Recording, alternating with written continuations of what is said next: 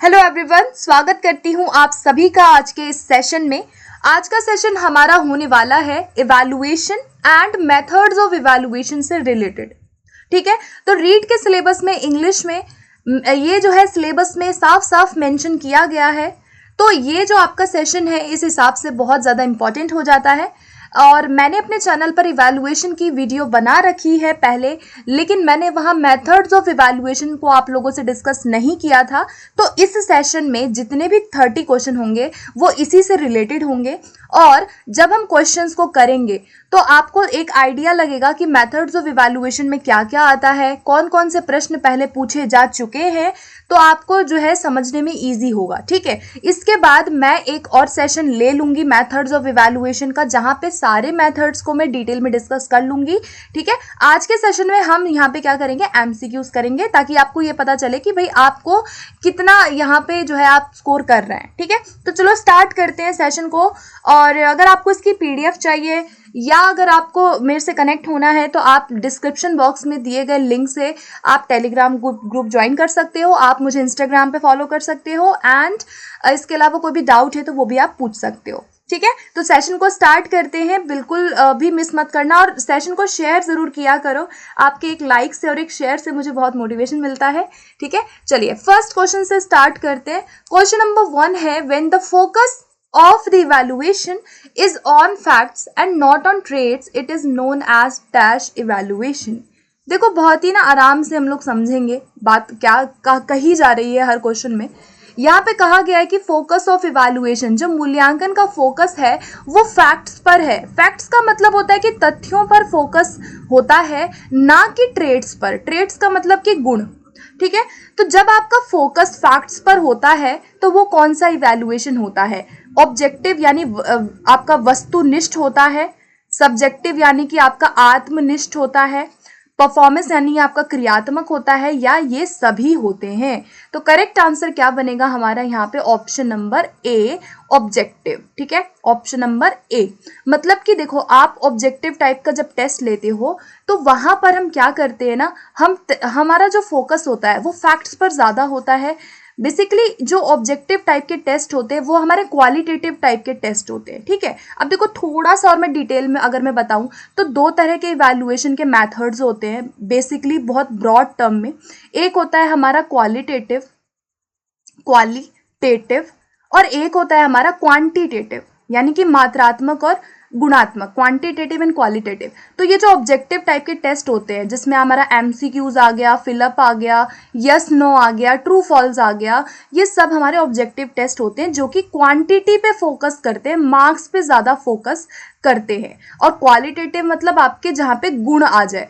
ठीक है, जैसे कि परफॉर्मेंस टेस्ट में गुणों को देखा जाएगा। सब्जेक्टिव क्या होता है? सब्जेक्टिव में आपका एस्से टाइप का टेस्ट हो गया, आपका एक तरह से शॉर्ट आंसर टाइप हो गया। तो सबसे जो एक वैलिड टेस्ट होगा जो कि फैक्ट्स को बताए, बहुत अच्छे से फोकस करे, वो हमारा ऑब्जेक्टिव टाइप का टेस्ट होता है, जहां गुणों पे हम इतना फोकस नहीं करते हैं। ठीक है, चलिए अगला प्रश्न देखते हैं। क्वेश्चन नंबर 2 आता है, which of the following is not a purpose of evaluation in education. अब आपको बताना है कि शिक्षा में मूल्यांकन का कौन सा एक उद्देश्य नहीं होगा।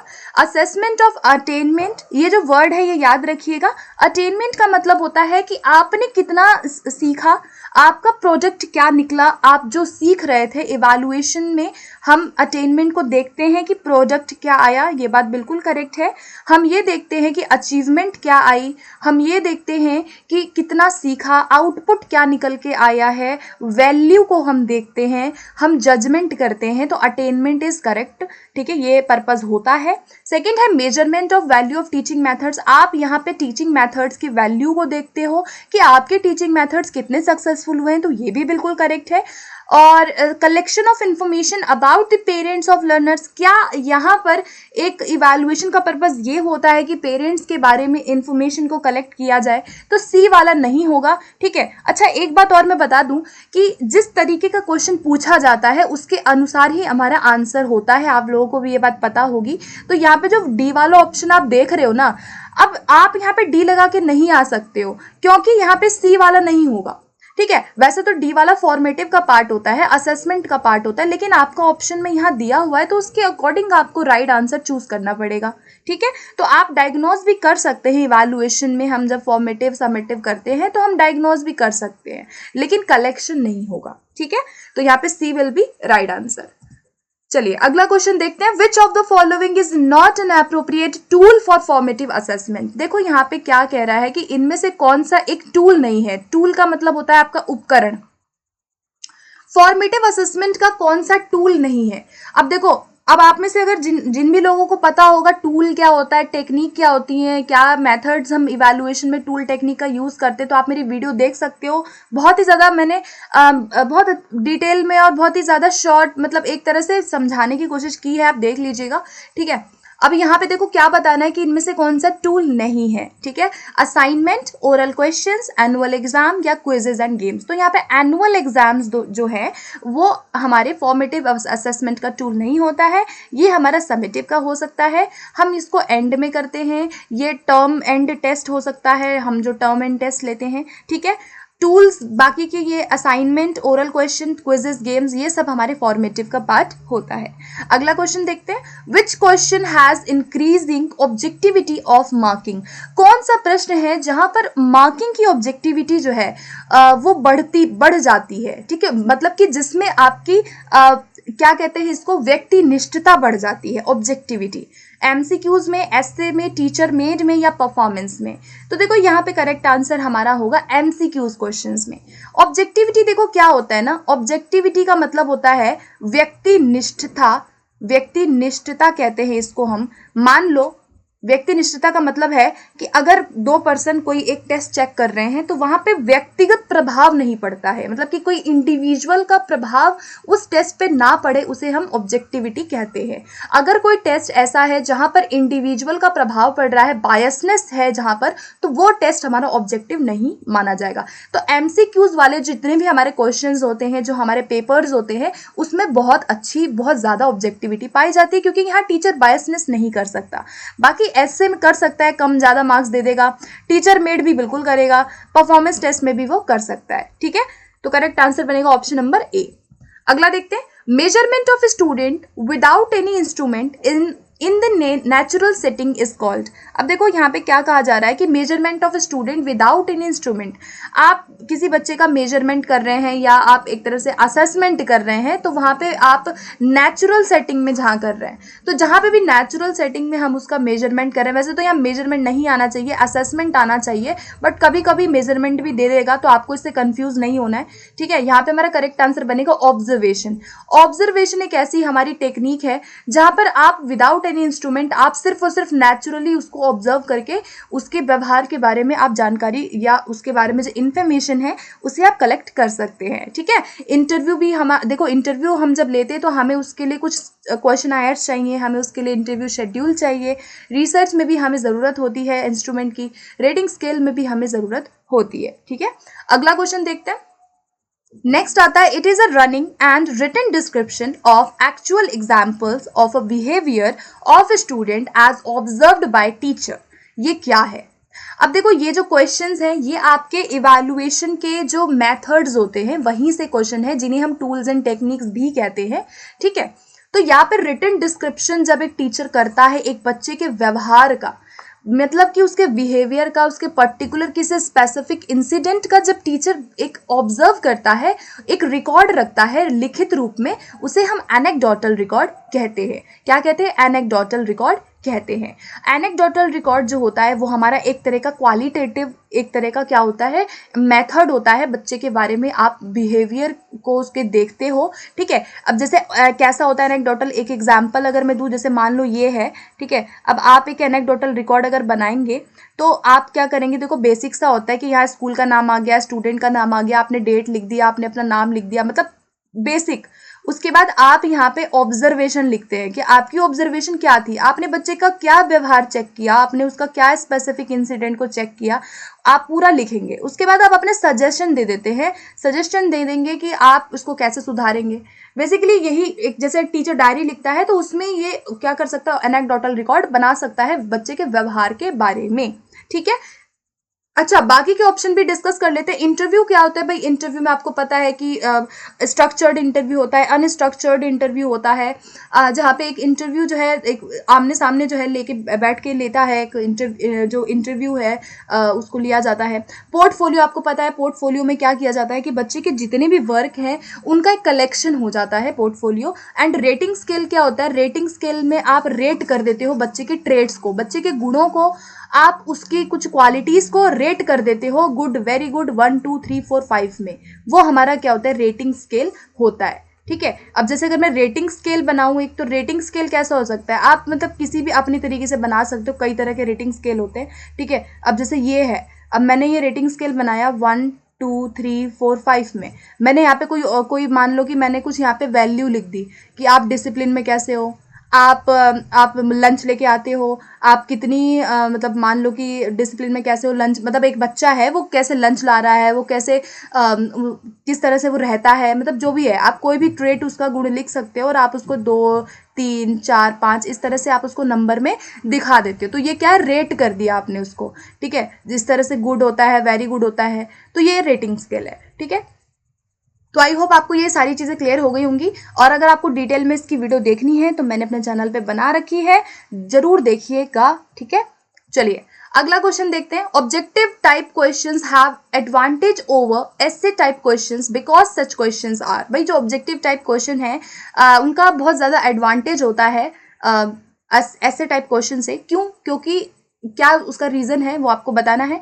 तो देखो यहाँ पे उसका सबसे अच्छा रीज़न यही है कि जो ऑब्जेक्टिव टाइप के हमारे जितने भी प्रश्न होते हैं उन्हें मार्क करना बहुत आसान होता है। जैसे कि मान लो कोई ट्रू फॉल्स वाला टेस्ट है, अब मान लो ट्रू फॉल्स वाला कोई क्वेश्चन है, या मान लो कोई लॉन्ग क्वेश्चन है, तो अब आप ही सोचिए कि जब आप ट्रू फॉल्स चेक करेंगे तो आप ईजी उसको मार्क कर देंगे। आप एमसीक्यूज चेक कर रहे हो तो वो ईजिली मार्किंग में ईजी हो जाता है। और कंस्ट्रक्ट करना सबसे ज्यादा डिफिकल्ट होता है ऑब्जेक्टिव टाइप क्वेश्चन को। ठीक है, मतलब कि अगर कोई व्यक्ति ऑब्जेक्टिव टाइप क्वेश्चन को कंस्ट्रक्ट कर रहा है तो वो सबसे डिफिकल्ट होता है। ठीक है, क्योंकि ऐसे टाइप में तो आप एक क्वेश्चन लिख देते हो, बट ऑब्जेक्टिव टाइप में आपको ऑप्शंस भी सेट करने होते हैं अकॉर्डिंग टू द क्वेश्चन। इसीलिए यहाँ पर क्या होगा? राइट आंसर हमारा ऑप्शन नंबर ए होगा। ठीक है, अगला देखते हैं। A test that measures learning outcomes of student is called. भाई ऐसा टेस्ट जो एक लर्निंग आउटकम को मेजर करे, उस टेस्ट को हम क्या कहते हैं? डायग्नोस्टिक कहेंगे, पर्सनालिटी कहेंगे, एप्टीट्यूड कहेंगे, या अचीवमेंट कहेंगे? तो यहाँ पे correct answer will be option number D. Achievement test ऐसा टेस्ट है जहां पे आप बच्चे के आउटकम को देख रहे हो, आप देख रहे हो कि कितनी अधिगम हुई, कितना अचीवमेंट हुआ। ठीक है, अचीवमेंट टेस्ट उसको कहा जाता है। आप किसी भी सब्जेक्ट का ले सकते हो, है ना, जो एक बच्चे का होता है at the end of the session. Achievement test भी टीचर दो प्रकार से ले सकता है। एक होता है आपका टीचर मेड, दो प्रकार के achievement test basically broad term में होते हैं। एक होता है टीचर मेड, जो टीचर अपने ही स्कूल, अपने ही क्लास, अपने सेक्शन के लिए बना रहा है, उसे टीचर मेड कहेंगे। टीचर अपने लेवल पे बनाता है अपने अकॉर्डिंग। एक होते हैं आपके स्टैंडर्डाइज टेस्ट। ठीक है, स्टैंडर्डाइज टेस्ट वो टेस्ट होते हैं जो एक एजेंसी लेती है। जैसे आपका रीट का एग्जाम है तो वो एक स्टैंडर्डाइज टेस्ट है, जिसके नॉर्म्स होते हैं, जिसके मानक अच्छे होते हैं, जो वैलिड होता है, रिलायबल होता है as compared to teacher made test. ठीक है, तो दो प्रकार के अचीवमेंट टेस्ट में हम विभाजित कर सकते हैं। ओके, चलिए अगला प्रश्न देखते हैं। नेक्स्ट आता है, a dash is a systematic collection of students work. अब देखो ये क्या है ऐसा जहां पे आप सिस्टमैटिकली कलेक्शन करते हो बच्चे के वर्क का? तो यहाँ पे correct answer will be option number C, portfolio. ठीक है, अब देखो ये सारी चीजें मैं फटाफट से डिस्कस करूंगी बहुत शॉर्ट में। ठीक है ना, पोर्टफोलियो होता है जहां पे आप कलेक्शन करते हो। एक सिस्टमैटिक, याद रखना सिस्टमैटिक है, प्रोग्रेसिव कलेक्शन होता है जहां पे आप बच्चे के पूरे साल का वर्क, जितना भी वर्क है, मान लो कोई भी उसने वर्क अच्छा किया, उसने चार्ट अच्छा बनाया, उसने मॉडल अच्छा बनाया, टेस्ट अच्छा दिया, उसने कोई भी ऐसी एक्टिविटी जो उसका बहुत उत्कृष्ट रहा है, आप उसको कलेक्ट कर लेते हैं। वो हमारा पोर्टफोलियो होता है, जो कि हमारे एक टूल है असेसमेंट का। ठीक है, एक टूल है असेसमेंट का। रेटिंग स्केल में आप रेट कर देते हो 1 2 3 4 5, या गुड, वेरी गुड। ठीक है, गुड, वेरी गुड में, एक्सीलेंट में आपने रेट कर दिया।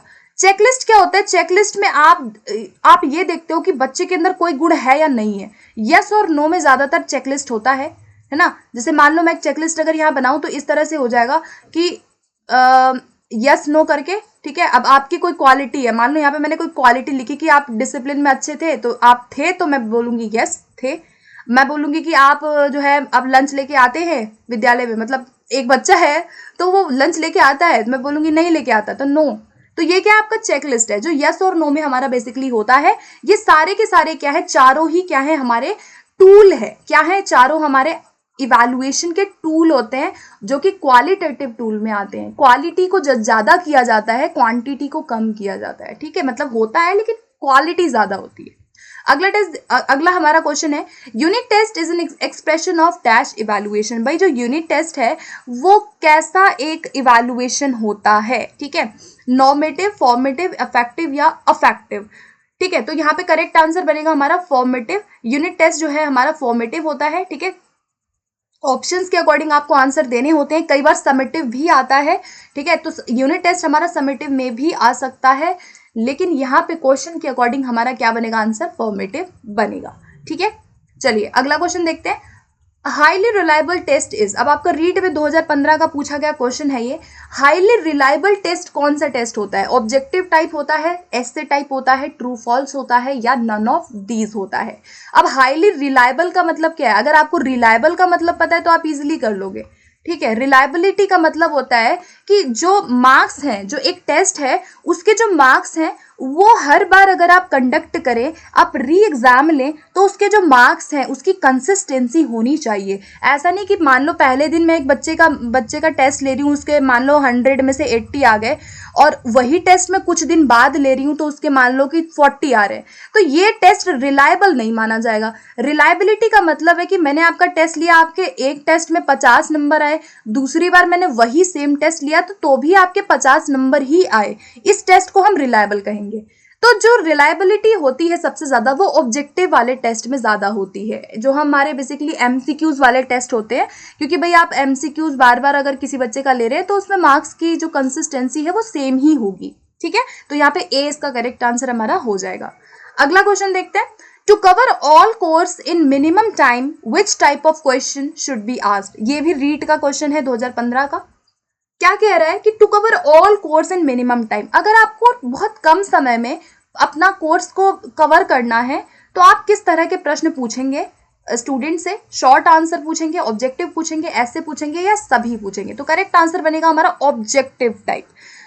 ऑब्जेक्टिव टाइप टेस्ट की खासियत ये होती है कि ये टेस्ट जो होते हैं ना वो सबसे ज्यादा इनका एक जो है एक मेरिट ये होता है कि ये कोर्स को कवर ज्यादा कर देते हैं, वाइड कंटेंट एरिया को कवर कर देते हैं। इसीलिए आपको पता है कि हमारे ऑब्जेक्टिव टाइप के टेस्ट होते हैं क्या, ताकि जो सिलेबस है वो ज्यादातर कवर हो सके, ठीक है। तो objective type test will be right answer. अगला क्वेश्चन देखते हैं। नेक्स्ट आता है unit test is an expression of. अब देखो यूनिट टेस्ट से एक और क्वेश्चन आया हुआ है, ये भी रीड का क्वेश्चन है आपका। यूनिट टेस्ट जो है वो कैसा एक्सप्रेशन होता है, इफेक्टिव, फॉर्मेटिव, समेटिव या नॉर्मेटिव। तो देखो यहाँ पे रीड के अगर मैं ऑफिशियली आंसर की बात करूं तो यहाँ पे आंसर जो है वो फॉर्मेटिव को माना गया है, ठीक है। लेकिन अगर आप सीटेड का पेपर उठा के देखोगे जहां पे सेम क्वेश्चन पूछा गया था वहां पे आंसर जो है वो समेटिव को माना गया था। यूनिट टेस्ट हमारा समेटिव में भी आता है, ठीक है, लेकिन आपका आंसर के अकॉर्डिंग फॉर्मेटिव है तो हम फॉर्मेटिव के साथ ही यहाँ पे जाएंगे, ठीक है। वैसे दोनों हो सकता है लेकिन समेटिव ज्यादा यूनिट को माना जाता है, क्योंकि समेटिव टेस्ट ऐसा टेस्ट होता है जो एक जरूरी नहीं है कि at the end of the session ही कराया जाए। समेटिव टेस्ट हमारे एक चैप्टर के बाद भी हो सकता है, समेटिव टेस्ट हमारा यूनिट के बाद एक टॉपिक के बाद भी हो सकता है, ठीक है। चलिए अगला क्वेश्चन देखते हैं। Multiple choice questions. अब आपको बताना है जो एमसीक्यूज क्वेश्चंस होते हैं उनके बारे में सही बात क्या है। Reduce subjectivity in evaluation, increase subjectivity in evaluation, allow ऐसे type answers, allow students to choose multiple options. तो देखो एमसीक्यूज क्वेश्चन में हम मल्टीपल ऑप्शंस को चूज नहीं करते हैं, डी वाला तो हमारा वैसे ही एलिमिनेट हो जाएगा, ठीक है। बाकी देखते हैं, ऐसे टाइप आंसर्स हम नहीं लिखते हैं। अब बचे दो ऑप्शन, तो करेक्ट आंसर बनेगा it reduce subjectivity in evaluation. जो मल्टीपल चॉइस क्वेश्चन होते हैं वो सब्जेक्टिविटी को कम कर देते हैं। सब्जेक्टिविटी का मतलब होता है कि आत्मनिष्ठता जो है वो कम हो जाती है, मतलब कि किसी पर्सन का प्रभाव इधर नहीं पड़ता है, ठीक है। ऑब्जेक्टिव टाइप के ये होते हैं, इसीलिए यहाँ पे आंसर बनेगा ऑप्शन नंबर ए, ठीक है। एमसीक्यूज किस में आते हैं, हमारे ऑब्जेक्टिव टेस्ट में ज्यादा आते हैं, ठीक है। ऑब्जेक्टिव टेस्ट के टाइप है। अगला देखते हैं। अगला है a recall type test is a test of. Recall type test किस में आएगा हमारा, तो करेक्ट आंसर होगा मेमोरी। रिकॉल टाइप टेस्ट ऐसे टेस्ट होते हैं जो हमारे मेमोरी लेवल पे काम करते हैं। आपको जो याद आ रहा है आप उसको अपनी मेमोरी के अकॉर्डिंग आप उसको याद करके जो है आंसर करते हैं। तो यहाँ पे option number A will be right answer. ठीक है, अगला देखते हैं। नेक्स्ट आता है evaluation in education is. Evaluation जो है शिक्षा में मूल्यांकन जो है वो कैसा है, कॉन्टिन्यूस है बट कुमुलेटिव नहीं है, कुमुलेटिव है बट कॉन्टिन्यूस नहीं है, नाइदर कॉन्टिन्यूस नॉर क्यूमुलेटिव, या बोथ होगा इसका करेक्ट आंसर। तो करेक्ट आंसर हमारा होगा ऑप्शन नंबर डी। इवैल्यूएशन हमारा कॉन्टिन्यूस भी होता है, सतत भी होता है, और ये क्यूमुलेटिव भी होता है। आप इसको मार्किंग में भी दिखा सकते हो, वैल्यू में भी दिखा सकते हो। तो option number D correct answer हमारा होगा। अगला क्वेश्चन देखते हैं, क्वेश्चन नंबर 17। क्वेश्चन 17 आता है peer assessment takes place when. Peer assessment जो है वो कौन सा असेसमेंट होता है, तो यहाँ पर देखो क्या होगा। पीयर असेसमेंट आपको पता है कि जब बच्चे एक दूसरे का मूल्यांकन एक क्लासरूम में कर रहे हैं during any activity, during any group work, तो वो हमारा पीयर असेसमेंट हो जाएगा। तो यहाँ पे ऑप्शन नंबर ए इसका करेक्ट आंसर हमारा होगा। ठीक है, चलिए अगला प्रश्न देखते हैं। A good language proficiency test. एक अच्छा लैंग्वेज प्रोफिशिएंसी टेस्ट जो है वो कैसा होना चाहिए, तो एक अच्छा टेस्ट वही टेस्ट है जहां पर आप कंबाइन कर देंगे ऑब्जेक्टिव टाइप को भी, शॉर्ट टाइप को भी और ऐसे टाइप को भी। ठीक है, एक अच्छा टेस्ट वही माना जाएगा जहां पे आपने ऑब्जेक्टिव वाले क्वेश्चंस भी उनसे पूछे बच्चों से, जैसे कि एमसीक्यूज क्वेश्चंस हो गए, फिर आपने शॉर्ट वाले आंसर पूछे तो 2-2, 3-3 नंबर, 4 नंबर के होते हैं, फिर आपने ऐसे टाइप वाले 6 नंबर के पूछने लग गए आप, तो वही टेस्ट जो है वो सबसे बेस्ट अच्छा माना जाएगा। ठीक है, अगला प्रश्न देखते हैं। अगला आता है one of the requirements of a good language proficiency test is that it must be. एक अच्छे लैंग्वेज प्रोफिशिएंसी टेस्ट की कैरेक्टरिस्टिक आपको बतानी है कि वो कैसा होना चाहिए। डिफिकल्ट होना चाहिए, एंजॉयबल होना चाहिए, कॉम्प्लेक्स होना चाहिए, या रिलायबल होना चाहिए। तो एक अच्छा टेस्ट वही होता है जो रिलायबल हो, रिलायबिलिटी का गुण उसके अंदर होना चाहिए। इसके अलावा वैलिडिटी होनी चाहिए, ऑब्जेक्टिविटी होनी चाहिए, आपका डिफ्रेंसिएशन होना चाहिए। ठीक है, तो करेक्ट आंसर बनेगा ऑप्शन नंबर डी। अगला देखते हैं, which of the following is not a tool of formative evaluation. आपको बताना है कि इसमें से कौन सा फॉर्मेटिव इवैल्यूएशन का टूल नहीं है। ठीक है, चेकलिस्ट नहीं है, एनेक्डोटल नहीं है, क्वेश्चनायर्स नहीं है, या फाइनल टेस्ट नहीं है। तो देखो यहाँ पर जो आपका फॉर्मेटिव इवैल्यूएशन उसमें हमारा चेकलिस्ट भी आता है, आप यस और नो में जो है बच्चे के गुणों को दिखाते हो। एनेक्डोटल में हम जो है रिटन डिस्क्रिप्शन लिखते हैं बच्चे के एक पर्टिकुलर बिहेवियर के बारे में। क्वेश्चनर में आप प्रश्नावली है, प्रश्न पूछते हैं। तो ये तीनों चीजें हम फॉर्मेटिव में करते हैं, लेकिन जो फाइनल टेस्ट है ये हमारे समेटिव का पार्ट है। ठीक है, ये हमारे असेसमेंट ऑफ लर्निंग का पार्ट है। ठीक है, चलिए अगला देखते हैं। The quality of test to give same scores when administered at different occasions is. आपको बताना है टेस्ट की ऐसी क्वालिटी जब हम उसको एडमिनिस्टर करते हैं डिफरेंट ओकेजन्स में, लेकिन जो स्कोर्स हैं वो सेम आते हैं। जैसे कि हमने अभी पहले डिस्कस किया था, इसे हम क्या कहेंगे कि आप टेस्ट ले रहे हैं बार बार, अगर एक टेस्ट को आपने 2 बार लिया, उसका स्कोर सेम आया, तो वो हमारी रिलायबिलिटी होती है। ठीक है, वो हमारी क्या होती है, विश्वसनीयता, जिसे हम हिंदी में कहते हैं रिलायबिलिटी। वैलिडिटी क्या होता है, देखो वैलिडिटी का मतलब होता है वैधता, इसको भी समझ लीजिएगा, इंपॉर्टेंट है। वैधता का मतलब होता है कि आपके ऑब्जेक्टिव क्या है, मतलब आपने जिस ऑब्जेक्टिव के लिए टेस्ट को बनाया है क्या वो ऑब्जेक्टिव पूरे हो रहे हैं। अगर वो उद्देश्य पूरे हो रहे हैं तो वो आपका टेस्ट वैलिड माना जाएगा। ठीक है, मान लो कि मुझे आपका इंग्लिश का टेस्ट लेना है और मैं आपका वहां पे साइंस का टेस्ट लेने लग जाऊं, तो वो टेस्ट वैलिड नहीं है। ठीक है, वैलिड तब होगा जब मैं इंग्लिश के क्वेश्चन उसमें ऐड करूंगी। ठीक है, ऑब्जेक्टिविटी क्या होती है कि भाई किसी व्यक्ति का प्रभाव आपके टेस्ट पे नहीं पड़ना चाहिए, है ना, और जो भी हो निष्पक्षता होनी चाहिए ऑब्जेक्टिविटी। डिफरेंशिएबिलिटी का मतलब है कि जो एवरेज स्टूडेंट में, हाई अचीवर्स में और लोअर लेवल स्टूडेंट्स में क्या कर सके, डिफरेंशिएट कर सके। टेस्ट ऐसा होना चाहिए जिससे कि पता चल सके कि एक एवरेज बच्चा कौन सा है, एक हायर एबिलिटी का बच्चा कौन सा है, और ऐसे बच्चे कौन से हैं जिनको अधिगम में समस्या है। ठीक है, तो ऐसा टेस्ट होना चाहिए। अगला क्वेश्चन देखते हैं।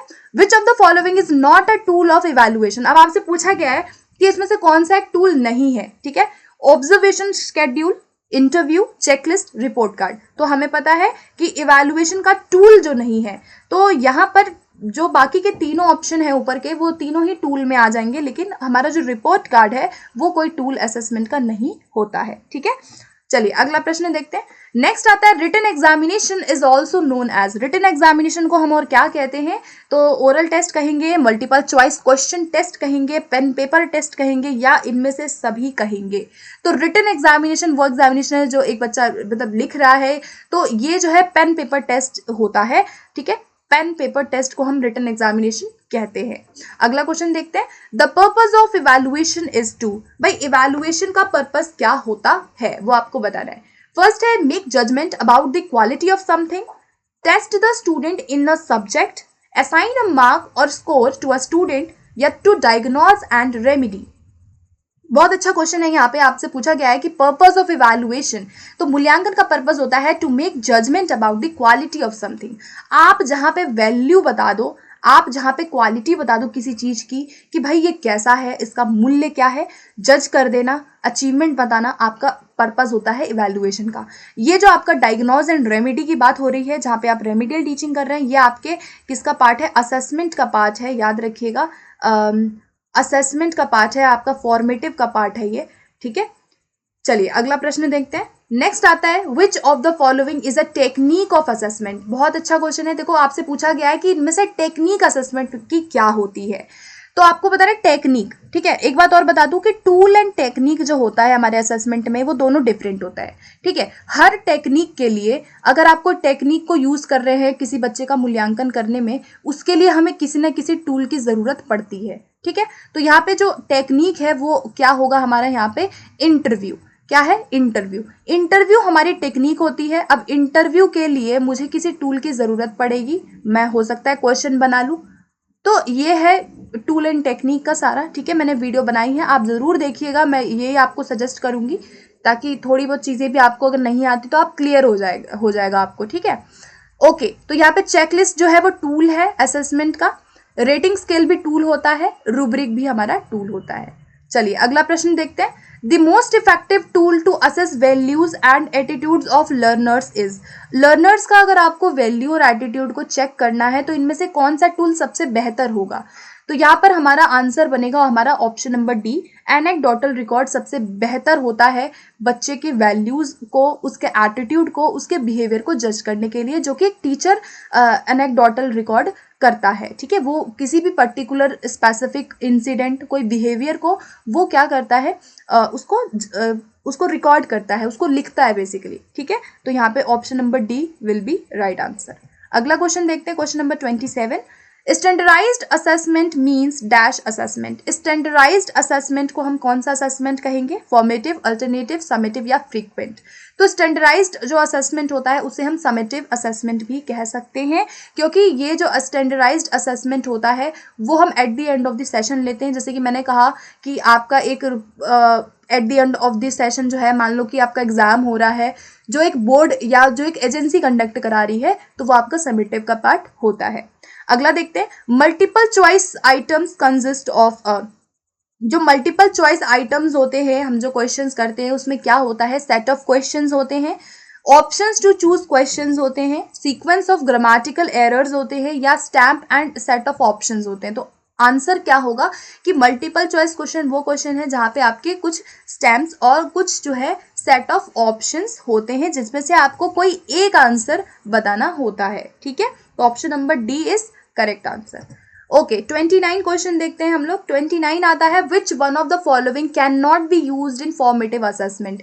इनमें से क्या जो है फॉर्मेटिव असेसमेंट में हम यूज नहीं कर सकते, ओलंपियाड, डिबेट, रीटेलिंग स्टोरीज या रोल प्लेस। तो यहाँ देखो, यहाँ पे क्या है कि हम जो है ओलंपियाड को हम फॉर्मेटिव की तरह से यूज नहीं कर सकते, ये हमारा समेटिव का पार्ट होता है।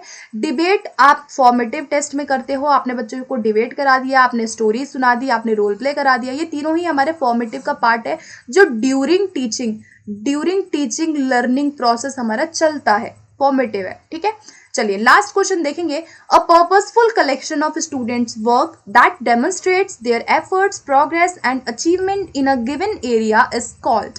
अब ये आपको बताना है कि ये किसकी बारे में बात हो रही है, क्या है, purposeful collection of students work, बच्चों के कार्यों को कलेक्ट कर लेना, प्रोग्रेसिव तरीके से, पर्पसफुल तरीके से, ताकि उसकी अचीवमेंट को, उसकी प्रोग्रेस को आप देख सके, तो वो हमारा होता है पोर्टफोलियो। ठीक है, हमने अभी डिस्कस किया था पोर्टफोलियो होता है जहाँ पे आप कलेक्ट कर लेते हो उसके वर्क का।